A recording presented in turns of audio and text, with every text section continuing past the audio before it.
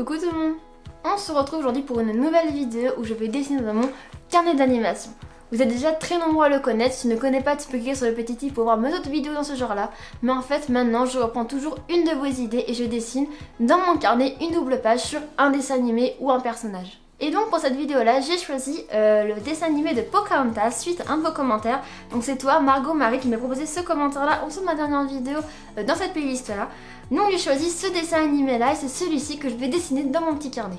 Avant de commencer la vidéo, je voulais aussi vous rappeler, si vous n'êtes pas au courant, j'ai ouvert une FAQ sur mon Instagram et sur mon Facebook, je vous remets ça juste ici. Et donc vous pourrez poser votre question en rapport avec mes études ou mon BTS. Vous êtes très nombreux à me questionner sur ce que je fais à l'école, donc si tu as une petite question, n'hésite pas à la poser juste en dessous de ces deux posts là. Et j'ai une autre annonce à vous faire vraiment super importante. Vous devez sans doute connaître la chaîne de mon Micmac, qui est la chaîne de Mickaël, donc mon petit ami. Et aujourd'hui c'est une vidéo super cool, allez voir ça. En fait, je dis qu'elle est cool juste parce que je suis dedans. Ouais, je t'entends, hein. Bref, allez jeter un petit coup d'œil si ça vous intéresse. Bon, je vais arrêter de parler et c'est parti, je vais tout de suite dessiner Pocahontas dans mon carnet. Alors du coup, c'est parti, je reprends mon carnet de dessin d'animation et je l'ouvre à une nouvelle double page. Je vais ensuite prendre différents papiers de différentes couleurs pour pouvoir dessiner dessus. Ne vous inquiétez pas, ne prenez pas des belles feuilles, moi je prends justement que des chutes. Et c'est parti. Je commence par prendre le papier noir et je prends un crayon blanc assez gras pour dessiner du coup Pocahontas sur ce papier là. Je fais un petit croquis rapide de Pocahontas où on peut voir sa belle posture. Je trouve ça toujours super chouette les croquis en blanc sur un fond noir parce que souvent nous prenons des feuilles blanches et nous dessinons en noir par dessus, mais je trouve que l'inverse ça rend vraiment un résultat super chouette.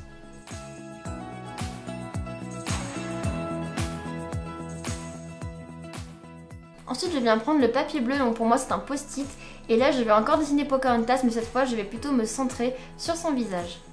Comme vous pouvez le voir, j'ai un petit peu mal à faire les proportions, mais en prenant son temps on y arrive toujours. Et bien sûr, sur ce visage de Pocahontas, n'oublie pas de faire sa belle chevelure toujours au vent.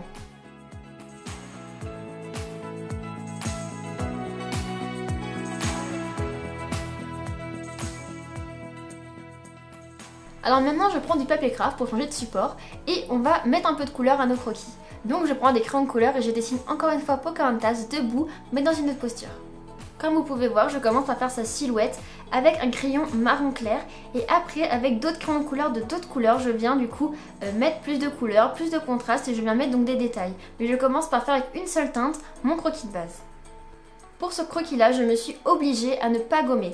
Je voulais faire un croquis spontané où j'essayais d'avoir les proportions justes dès le premier trait. Et c'est vraiment un très bon exercice pour progresser. Ce n'est pas toujours réussi certes, mais c'est un très bon exercice que j'essaye de faire régulièrement, mais parfois c'est frustrant quand on n'y arrive pas forcément. Mais je vous conseille vraiment de prendre un crayon ou un feutre ou n'importe quoi et de dessiner sans gommer, sans raturer, de se lancer et de ne pas recommencer. On reste toujours sur le papier craft parce qu'il me reste pas mal d'espace et j'ai voulu faire le visage de Pocahontas de 3/4. J'ai toujours voulu garder cette technique de prendre un crayon de couleur et de ne pas vouloir gommer, mais c'est raté parce que le visage ne ressemblait pas du tout à celui de Pocahontas. Donc j'ai dû gommer un petit peu pour avoir les bonnes proportions. Et ensuite j'ai mis avec un crayon blanc, le crayon blanc du début, un peu plus de contraste et j'ai voulu faire un petit croquis du coup en noir et blanc, très spontané, mais cette fois je vous l'avoue je l'ai gommé, j'ai vraiment eu beaucoup de mal à trouver les bonnes proportions. Bon, maintenant après avoir dessiné Pocahontas sous 4 angles, on va dessiner son fidèle compagnon qui est Meeko. Donc je garde toujours mes crayons de couleur, toujours mon papier craft et je commence à faire un petit croquis de Neeko spontané au crayon noir. Et après je vais venir du coup faire des contrastes un petit peu plus forts avec le même crayon et je prendrai aussi les crayons blancs pour ajouter des petites touches de lumière.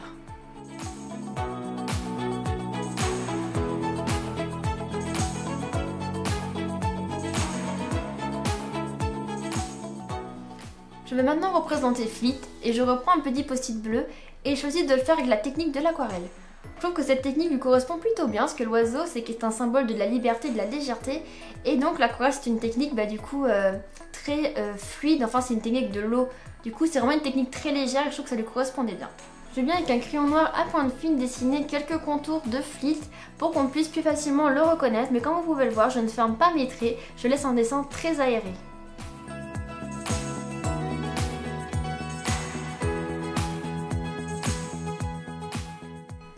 On reprend les basiques et cette fois sur la feuille blanche et un crayon de papier, je vais dessiner Pocahontas et son amoureux John Smith. Et je vais les faire de profil en train de s'enlacer.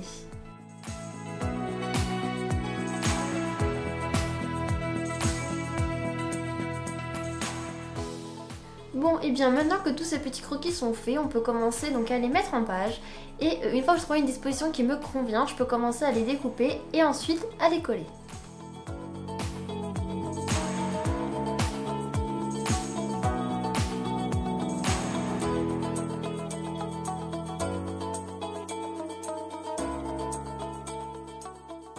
Il me reste encore pas mal d'espace en bas de la page à droite, donc je décide d'essayer de faire un paysage issu donc du dessin animé Pocahontas où on peut voir Pocahontas avec John. Du coup j'essaye de faire un petit crayonné avant de passer à la colorisation.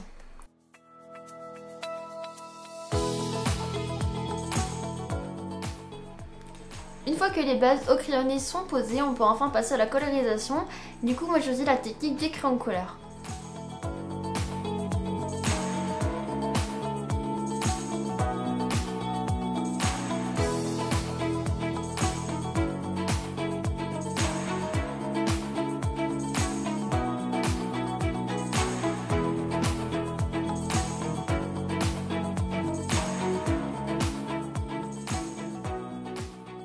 Et on termine cette double page avec un personnage emblématique du dessin animé Pocahontas, qui est bien sûr la grand-mère feuillage. Du coup là je reprends encore une fois mes crayons de couleur. Oui, c'est une technique que j'ai beaucoup utilisée cette double page là. Mais donc je reprends mes crayons de couleur et je fais un petit croquis de ce personnage là. Et on termine cette double page comme toutes les autres doubles pages précédemment en inscrivant le titre du dessin animé dans la typographie correspondante. Et cette fois j'utilise encore les crayons de couleur vu que c'est la technique la plus utilisée sur la double page. Je reste dans la cohérence, dans l'harmonie. Et voilà, la double page sur Pocahontas est terminée. Après plusieurs heures de travail, je te laisse regarder le résultat final.